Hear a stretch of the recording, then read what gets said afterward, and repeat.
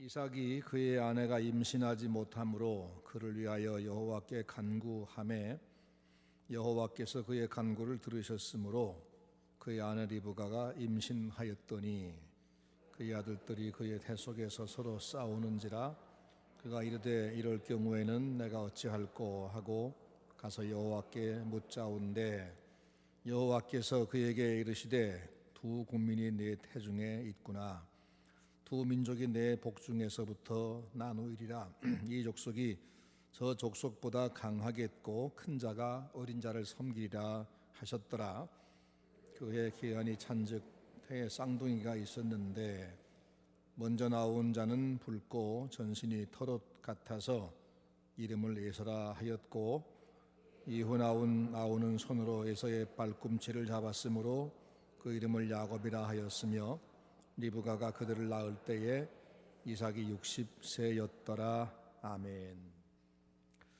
아브라함과 이삭에 관하여는 지나간 19시간을 통해서 공부를 했습니다.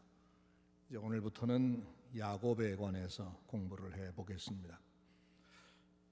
우리는 이 족장들을 연구함으로써 하나님이 어떻게 우리 연약한 인간을 다루어 가시고 또 붙들고 인도해 가시는가, 어떻게 구원받을 가능성이 없는 인생들을 하나님께서 은혜를 베풀어 구원을 주시는가 하는 걸 배우게 됩니다.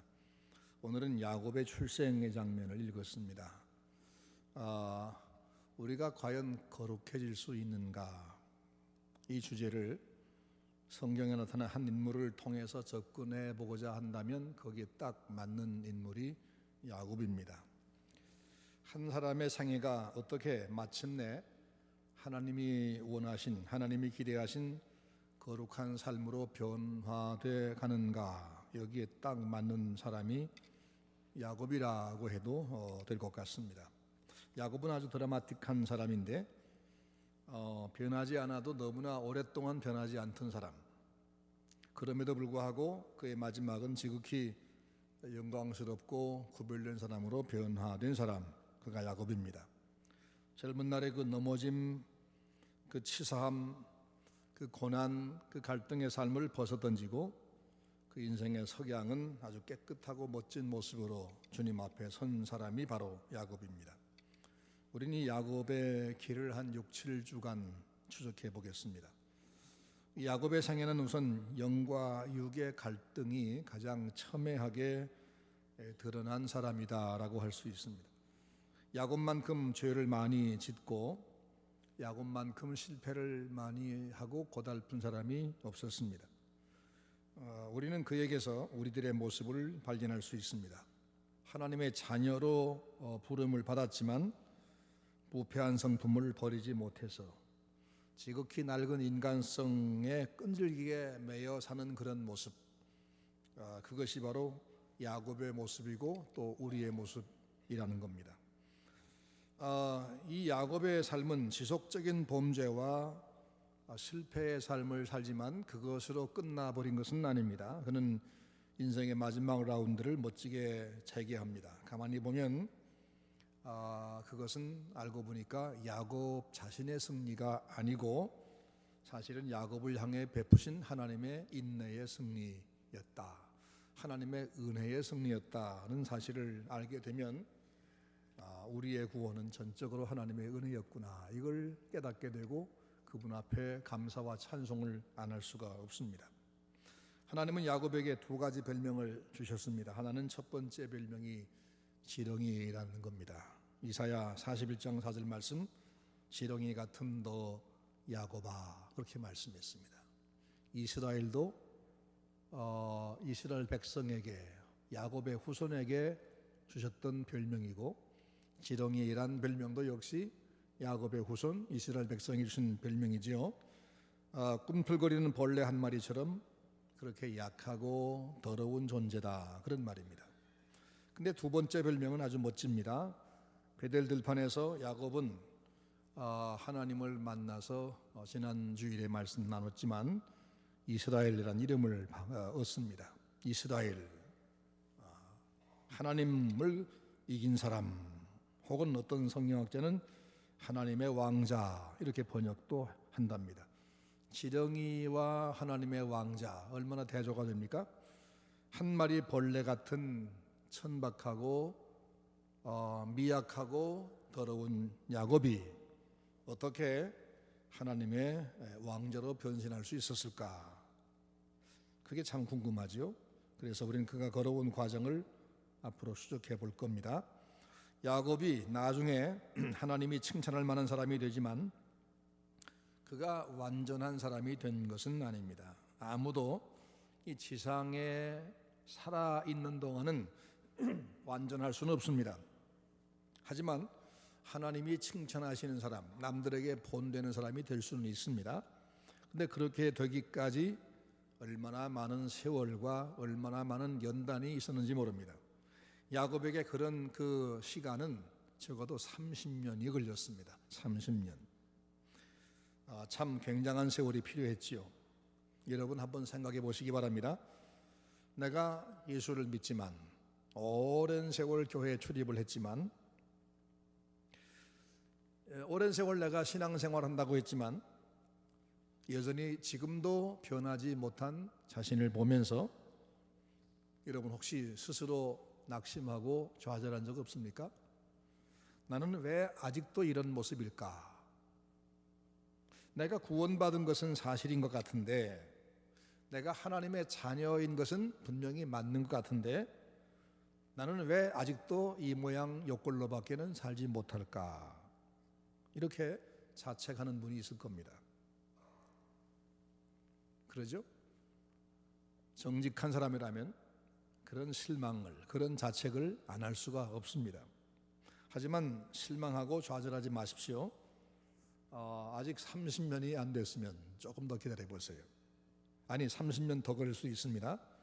하나님은 지렁이 같은 야곱을 30년 동안 참으면서 계속 다루고 인도하신 결과로 결국 하나님이 그를 변화시키셨고 야곱은 변화가 됐습니다.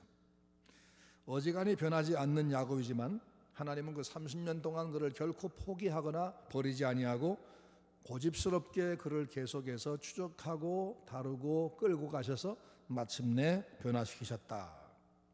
하나님은 그렇게 야곱을 향하여 참고 또 참으면서 기다리고 또 기다리면서 마침내 그 삶을 변화시켜서 하나님이 칭찬할 만한 하나님의 왕자로, 하나님을 이긴 사람으로 그렇게 남들 앞에 서게 하셨다. 이것이 하나님의 은총의 드라마입니다. 하나님은 오래 참으시는 사랑의 하나님. 하나님의 사랑의 다른 이름이 오래 참으심입니다. 그래서 하나님의 사랑에는 여러 종류가 있는데 사랑, 자비, 긍휼, 오래 참으심 이런 게 다 하나님 사랑의 이름들입니다. 하나님께서 구체적으로 야곱의 생애 속의 역사를 시작하신 것이 언제냐 하면 오늘 읽은 이 25장부터입니다. 아이들이 그의 태 속에서 서로 싸우는지라 그가 이르되 이 같으면 내가 어찌할꼬 하고 가서 여호와께 묻자온데 여호와께서 그에게 이르시되 두 국민이 내 태중에 있구나.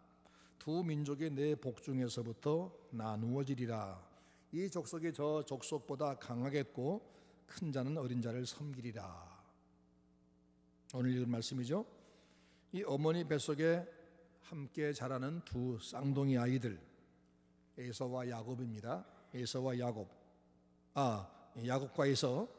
근데 하나님은 야곱이 그 어머니 태 속에 있을 때부터 그 야곱을 하나님이 쓰시는데 그가 아주 고약한 성품을 가진 인간 본성을 그냥 그대로 타락한 본성 가진 존재이지만 그를 더 귀하게 쓰겠다 하고 하나님이 계획을 하셨다.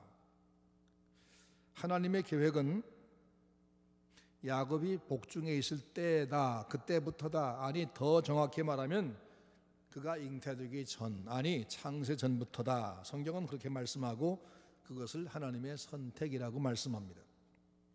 그러면 하나님은 왜 야곱을 선택했을까? 그가 어떤 행위를 하기 전에, 그렇죠? 그가 발꿈치를 잡고 나온 것은 이 태어나는 출생 순간이었고, 출생 전에 뱃속에서 이제 겨우 머리가 만들어지고 눈이 만들어지고 손가락이 만들어지는 그때는 뭐 야곱이 뭐 이 약삭 빠른 그런 꾀쟁이고, 형은 그 상당히 남자다운 그런 당당한 사람이고, 이런 형성도 아직 안 됐을 겁니다. 그런데 그들의 행위가 있기 전에, 아니 그들이 복중에 잉태되기도 더 전에 하나님은 그를 선택하셨습니다. 그런데 물론 그가 그런 사람일 것은 아셨겠죠. 하나님은 왜 에서가 아닌 야곱을 선택했을까?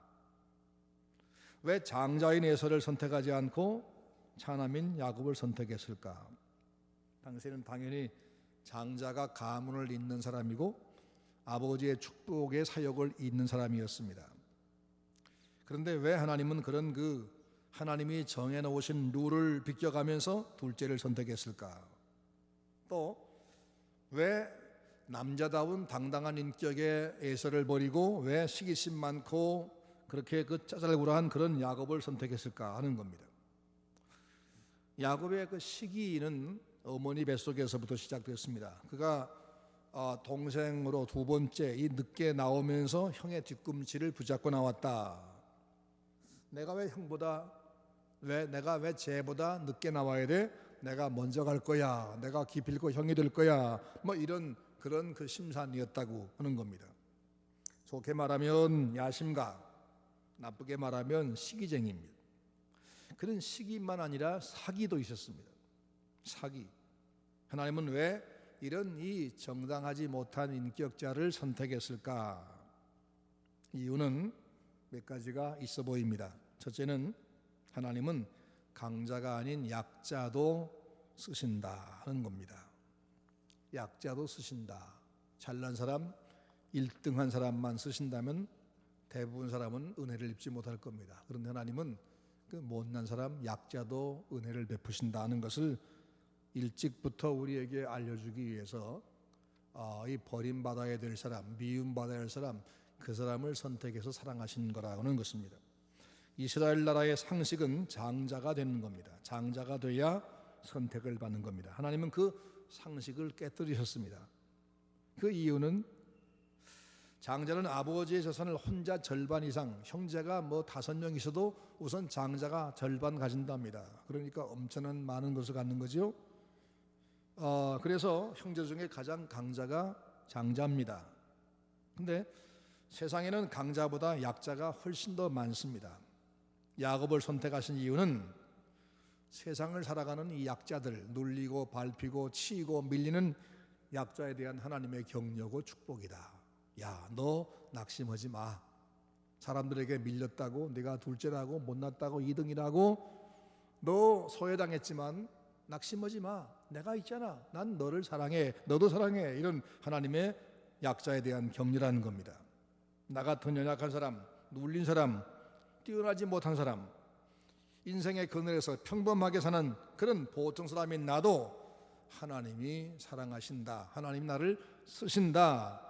이걸 우리에게 알려주시기 위해서, 그래서 둘째인 야곱, 밀릴 수밖에 없는 야곱, 장점이라고는 없어 보이는 야곱, 그를 선택하셨을 거라는 겁니다. 둘째는 우리에게 성결의 교훈을 주기 위해서입니다. 야곱은 하나님께 선택받은 사람이 틀림이 없죠. 복중에 있을 때 하나님이 선언했으니까. 그런데 태어난 뒤에 그의 모습을 보니까 참 치사하게 살았습니다. 하나님의 선택에 의아할 만큼 야곱은 정말 치사했습니다. 아니, 선택받은 사람이란 게 뭐야? 왜 저렇게 생겼어? 그럴 수가 있어? 요즘 말로 말하면 예수 믿는 사람이 뭐 저래?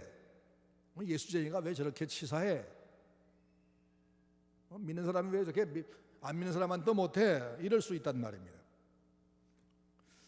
우리는 우리 이웃 불신자들에게 그런 지적을 받을 만한 것들이 없지 않습니다. 그러죠? 있습니다. 그런 지적을 받아야 마땅한 일들을 행하기도 합니다. 우리 중에는 이웃에게 손가락질 당하고 욕을 먹는 사람들은 있습니다. 아니, 예수 믿는 사람이 그럴 수가 있어? 아니, 장로가 그럴 수 있어? 아니, 권사라면서 이렇게 우리가 불신자보다 더 못한 면도 있다는 겁니다. 그런 사람은 자기가 그런 일을 저지른 다음에 자기도 혼자 고민 많이 할 겁니다. 나는 왜 아직도 이 모양으로 살 수밖에 없나? 왜 이래야 되나? 야곱이 바로 그런 사람이었습니다. 야곱은 사기를 치면서도 하나님의 이름으로 사기를 칩니다. 그리고 그렇게 살고 있는 자기 모습 때문에 실망스럽고 또 죄송해서 한없이 울었을 겁니다. 오늘 하나님의 이름으로, 교회 이름으로 사기치는 집사님이, 장로님이, 목사님이 없지 않습니다. 그게 바로 오늘의 야곱이죠. 우리는 그들을 볼 때 하나님이 왜 저들을 내버려 둘까? 아니, 어떻게 저럴 수 있을까? 하고 생각합니다. 근데 우리는 생각을 조금 바꿀 필요가 있습니다. 저런 사람인데도 하나님이 선택하셨다, 이겁니다. 이게 참 놀라운 일입니다. 선택받은 사람이 어떻게 저럴 수 있을까 하면서 의문을 가지고 하나님께 대해서 원망을 하는 것이 아니라 저런 사람도 하나님이 구원하려고 선택하셔서 지금 다루어가고 계시구나, 이걸 보면서 하나님의 은혜가 참 놀랍다라고 감탄을 해야 하는 겁니다. 저런 사람을 하나님이 선택하지 않고 내버려 두었으면 그냥 영원히 지옥 가고 끝날 터인데, 하나님이 저 사람을 선택해서 저를 변화시켜 마침내 구원하려고 부르셨고 지금 다뤄가는 중이구나. 아직도 변화되지 못했지만 하나님 저를 포기하지 않을 거야. 하나님 은혜가 참 놀랍다. 이걸 우리가 깨달아야 되는 거예요. 그렇게 엉터리인 야곱을 하나님은 선택하신 것이 맞습니다. 그 엉망진창인 그 한 사람, 하나님 그를 붙들고 그 평생을 계속해서 그를 연단하고 또 채찍하고 이끌어갔습니다. 그리고는 마침내 깨닫게 하시고 마침내 변화시켜서 성결한 사람이 되게 만드시고 말았습니다. 그렇게 함으로써 하나님의 인내, 하나님의 은혜, 이것을 보여주셨습니다. 이것이 바로 야곱을 선택한 목적이었을 겁니다. 다시 말하면 우리 중에 비난받아 마땅한 그런 신자, 교회에서 말썽을 항상 일으키고 문제를 만들고 저 사람 때문에 교회가 참 너무 어려워, 저 사람만 아니면 좀 평안하겠는데, 저 사람이 하나님의 선택받은 신자인데 왜 저럴까? 하나님은 왜 저런 사람을 선택해서 왜 저런 사람 우리 교회에 들여보내서 우리를 힘들게 할까? 이렇게 그를 미워하고 하나님에 대해서 원망을 하고 그를 빼버리고 싶은 마음, 그것을 가지는 것이 아니라 하나님의 은혜가 참 대단하구나, 저런 사람도 하나님이 선택해서 마침내 은혜를 주려고 하시는구나, 하나님의 은혜가 아니면 저가 구원받을 길이 없을 터인데 하나님의 은혜가 참 놀랍구나, 이걸 우리로 알게 하고 그 자신도 절망하지 않게 하려고 하나님이 그를 선택했다. 야곱을 선택한 목적은 바로 그것이라는 겁니다. 이제 우리는 야곱의 일생을 한번 추적해 볼 것인데, 엉망인 그의 생애를 지켜보겠습니다. 그리고 그의 생애에 대한 멈추지 않고 계속된 하나님의 손길과 기대를 볼 것입니다. 당분간은 이 엉망의 삶을 계속 살아갈 겁니다. 하지만 그는 서서히 하나님을 배우기 시작합니다. 하나님의 손길을 느끼기 시작합니다. 그러다가 그의 인생의 석양에 서는 한순간에 아름답게 하나님의 기대한 대로 변화합니다. 마침내 거룩한 사람이 되어서 역사의 무대 앞에 등장합니다. 지금까지의 그답지 않은 모습으로, 지금까지 그의 모습과는 다른 모습으로 사람들 앞에 나타나면 사람들이 깜짝 놀랍니다. 이웃이 놀랍니다. 야, 신기하다. 어떻게 그 야곱이 이렇게 변했느냐? 아니, 누가 저렇게 했느냐? 아, 하나님의 은혜가 참 놀랍구나. 사람들이 놀라면 야곱 때문에 놀라는 것이 아닙니다. 그렇게 변화 불가능한 야곱을 변화시킨 하나님의 능력, 하나님의 인내, 하나님의 은혜, 여기에 놀라는 겁니다. 이것이 바로 하나님의 영광입니다. 하나님은 저 높은 하늘에서 우리 인간과 아무 상관없이 그분이 너무 찬란하게 빛이 나기 때문에 영광스러운 것이 아니라 정말 누추한 우리 인생을 찾아오셔서 그 변화가 구제가 불가능해 보이는 한 사람을 붙들고 그를 끝까지 놓지 않고 은혜를 베풀어 주셔서 마침내 그 사람이 사랑스러운, 남들에게 사랑받을 만한 그런 사람으로 바꾸어 놓으시는 그 영광, 바로 그것이 하나님의 영광입니다. 그래서 우리는 이 야곱의 생애를 보면서 거기서 하나님의 은혜와 하나님의 영광을 발견할 것입니다. 그리고 그 영광에 우리가 감사하며 찬송할 것입니다.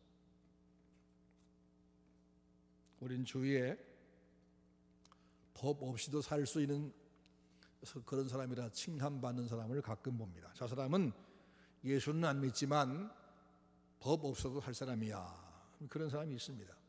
근데 이런 사람이 사실은 훌륭해 보이긴 하지만 예수 믿기는 가장 힘든 사람입니다. 왜 그럴까요? 자기 의 때문입니다. 나는 누구의 도움도 필요하지 않아. 나는 똑바로 살았어. 나는 죄가 없어. 난 이만하면 됐어. 이런 교만 때문입니다. 하지만 자기 약점 때문에 괴로워하는 사람, 그것 때문에 우는 사람, 자기를 부끄러워하는 사람, 그것 때문에 밤낮 고민하는 사람, 이런 사람은 하나님이 은혜를 베풀어서 그를 버리지 않고 그를 붙들어 주셔서 마침내 변화시키고 은혜를 주시는 겁니다. 여러분 잘 아시는 아시시의 성자라는 프랜시스에게 한 제자가 와서 물었습니다. 선생님이 기도할 때는 하나님의 영광이 보입니다. 그 비밀이 무엇입니까? 선생님의 생애 속에 늘 놀라운 기적이 일어나는 그 이유와 선생님이 가지신 성자 같은 인격의 비밀이 무엇입니까? 선생님 어떻게 그렇게 훌륭하십니까? 이런 질문이죠. 그러자 프랜시스가 이런 대답을 했답니다. 어느 날 하나님께서 지구를 내려다보셨어. 그리고 그 중에서 가장 추한 인간의 누군가를 찾으셨어. 가장 불결한 삶으로 고통하고 고민하는 사람이 누군가를 하나님은 찾으셨어. 그때 하나님의 그 눈길이 내게 머물렀지. 나를 본 순간 하나님은 무릎을 치셨다래. 아, 저놈이다. 내가 저놈 붙들어서 내가 한 사람의 생애를 어떻게 변화시키는가를 한번 보여줘야지. 그러셨어. 그것이 바로 나를 선택하시고 내게 은혜를 베푸신 이유야. 그렇게 대답했답니다. 무슨 얘기죠?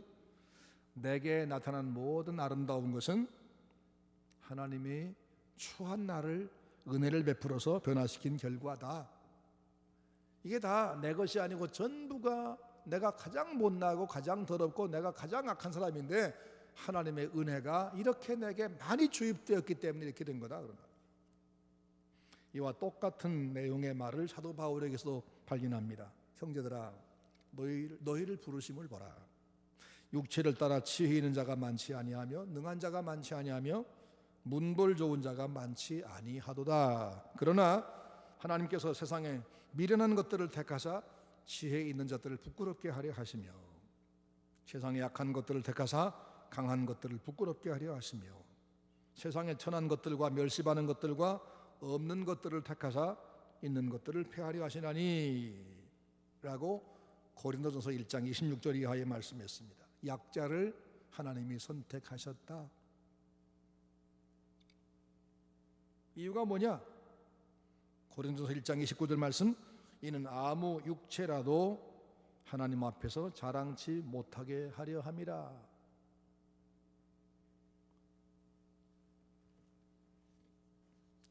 인간은 하나님의 은혜로 사는 사람이지 어떤 사람도 자기 잘나 사는 사람이 없습니다. 모두가 은혜입니다.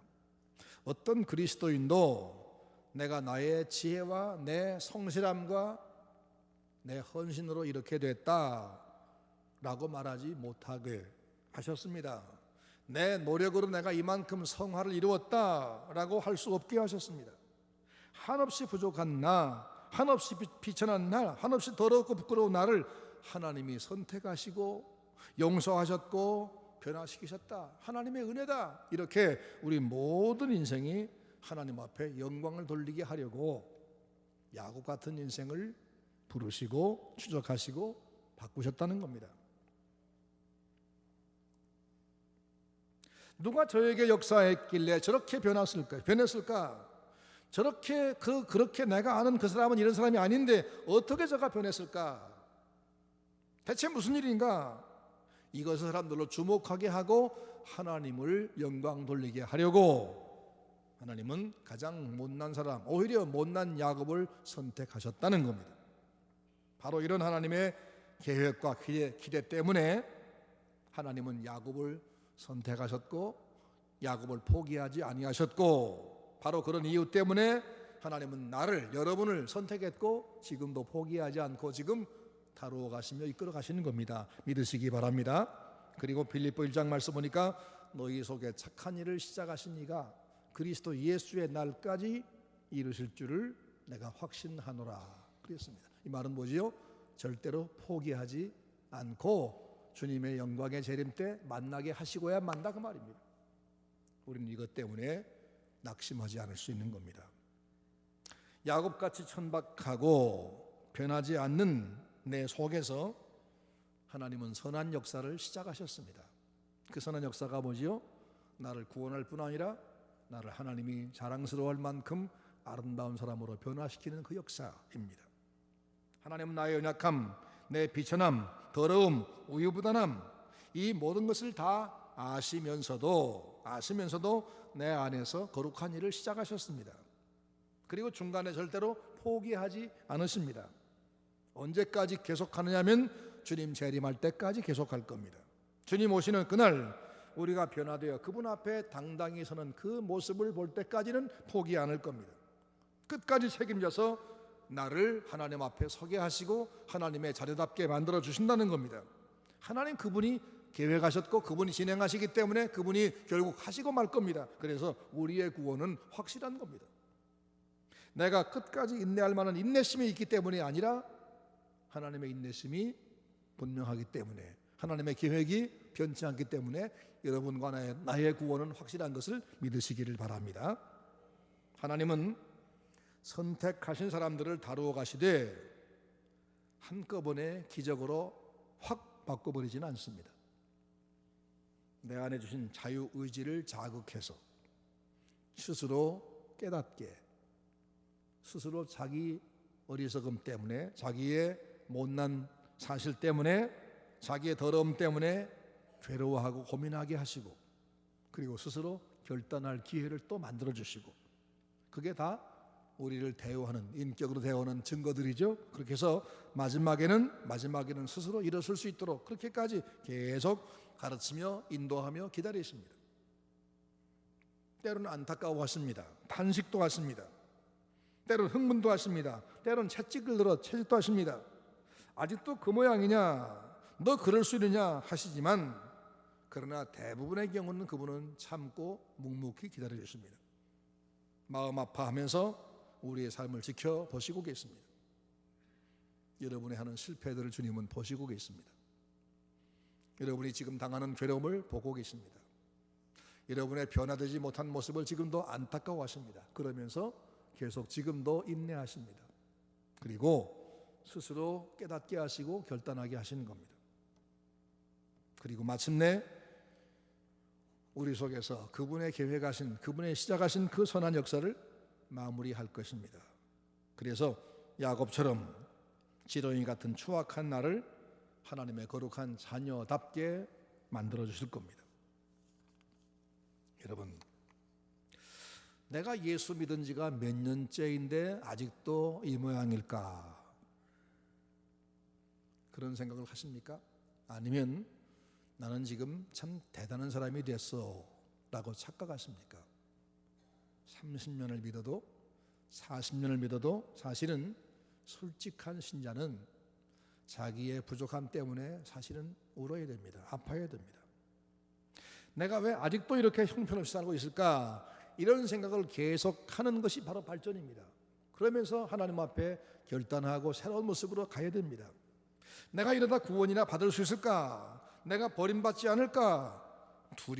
두려워하며 떨리는 마음이 있을 때 자기를 자꾸 바꿔갈 수 있는 겁니다. 바로 이런 분들에게 야곱의 모습은 희망을 줍니다. 확신을 줍니다. 아하, 야곱 같은 사람을 선택하셔서 그 평생을 두고 그를 추적해 가지고 마침내 변화시켜서 은혜 주신 하나님, 아니 그를 추적하시며 간섭하시고 고난 주시고 한 자체가 바로 은혜였었구나. 그러면 그 하나님이 나도 지금도 포기하지 않고 계시구나, 이런 것을 깨닫게 되는 것이죠.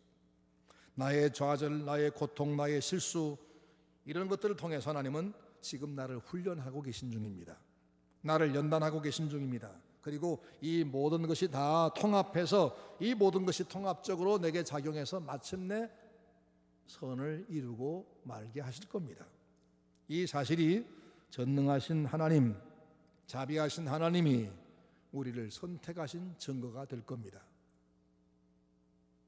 하나님 우리에게 말씀합니다. 나는 너를 안단다. 내 연약함도 알고 내 실패도 알고 내 누추함도 내가 다 보았다. 다 안다. 내 못난 거 내가 다 안다. 그럼에도 불구하고 내가 너를 선택한 것은 변함이 없어. 나는 너를 포기하지 않을 거야. 내가 너를 결코 버리지 않고 너를 변화시킬 거야.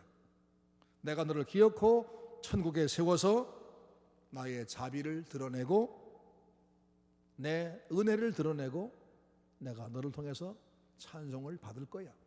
그러니 너는 일어서거라. 이것이 하나님의 말씀입니다. 하나님은 이런 사실을 알려주시기 위해서 야곱이란 사람을 택하여 당신의 것으로 분명히 선언하신 겁니다. 우린 야곱의 생애를 굽이 추적하면서 인간의 약점과 나의 모습, 그것을 참아주시며 마침내 변화시켜 가시는 하나님의 열정, 그리고 마침내 영광을 받으시는 하나님의 그 영광스러운 모습, 이것을 배울 겁니다. 그리고 우리가 그것을 배우는 과정에서 이 말씀을 배우다가 우리가 좀 더 일찍이 변화되는 은혜를 입기를 원합니다. 이걸 배우면서 우리가 좀 더 일찍이 변화되는 은혜를 입기를 바랍니다. 나 주의 도움 받고자 주 예수님께 빕니다. 그 구원 베풀어 주시사 날 받아주소서. 같이 부를까요? 내 모습 이대로 주 받아주소서. 날 위해 돌아가신 주 날 받아주소서. 나의 약함과 추함을 다 아시면서 선택하신 그 은혜에 감사하시기 바랍니다. 아직도 변화되지 못한 나를 오늘까지 참아주시는 것에 대해서 감사하시기 바랍니다. 그 은혜를 지금 누리면서도 아직도 이 모습인 자기의 모습 때문에 죄송해 하시기를 바랍니다. 결국은 나를 변화시켜 당신의 영광거리 삼으실 것을 믿으시기를 바랍니다. 그리고 앞으로 더욱 자신을 버리고 주님 따르기로 작정하면서 주님께 순종하는 성도가 되시기를 바랍니다. 야곱의 뒤를 충실히 따라가는 우리 서문 성도가 다 되시기를 바랍니다.